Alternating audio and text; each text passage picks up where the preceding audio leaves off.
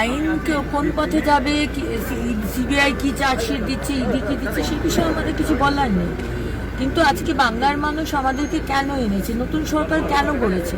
কারণ আজকে এই অভিষেক ব্যানার্জি, এই তৃণমূল, এই মমতা ব্যানার্জি যেভাবে করাপশন, অ্যাট্রসিটি, অত্যাচার, ডেভেলপমেন্ট নেই, সব কিছু শেষ করে, সংস্কৃতিকে শেষ করে দিচ্ছে, বাংলাকে শেষ করে দিচ্ছে, তার বিচার তো হতেই হবে। আজকে তো কয়েকটা খাতা খুলেছে আর কয়েকশো কোটি টাকার দুর্নীতি বাইরে এসেছে, আরো কত হাজার হাজার কোটি টাকার দুর্নীতি বাকি। অভিষেক ব্যানার্জি, আপনাকে জবাব দিতে হবে। তারা বেশিরভাগটাই হচ্ছে দুর্নীতি পরায়ণ, এবং এই এলাকায় যেখানে সুশান্ত ঘোষ মহাশয় থাকেন বা তার কাউন্সিলর, সেখানে কদিন আগেই আমরা বিভিন্ন বাড়ি, ইলিগাল বাড়ি ডেমলিশ করেছি। সারা কলকাতা জুড়ে বিভিন্ন বিধায়ক, তাদের ছেলে, বিভিন্ন কাউন্সিলর তারা করে গেছে। সুতরাং বিভিন্ন টিএমসি বিধায়ক এবং কাউন্সিলর অ্যারেস্ট হচ্ছে, সেটা আইনের ব্যাপার।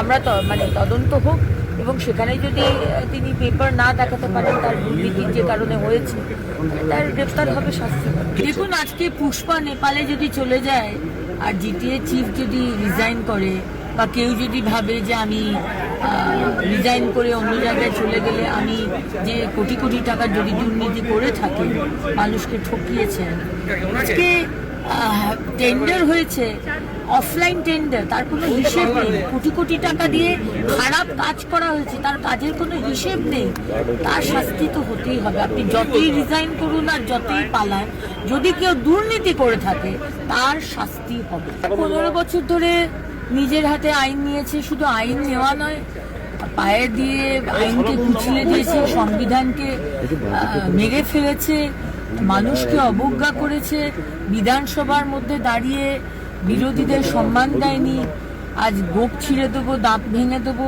এরকম বিভিন্ন রকমের হুমকি দিয়েছে মানুষকে। তাদের তো শাস্তি হওয়াই দরকার। আইনের পথে চলবে, সে বিষয়ে আমরা কিছু বলবো না, কিন্তু এরা যা করে এসেছে 15টা বছর, নর্থ বেঙ্গলে যা করে এসছে এই উদয়নবাবু এবং বাকি যারা তৃণমূলের কিছু কিছু নেতা যারা অ্যারেস্ট হচ্ছে, শাস্তি এদের হবে। কয়েকটা বাড়ি, বিভিন্ন রকমের গাড়ি, এই যে সম্পত্তি 15 বছরের মধ্যে মমতা ব্যানার্জি এবং তৃণমূল সরকারের, এর কোনো হিসেব কোনোদিন তাদের কর্মীদের কাছ থেকে যায়নি।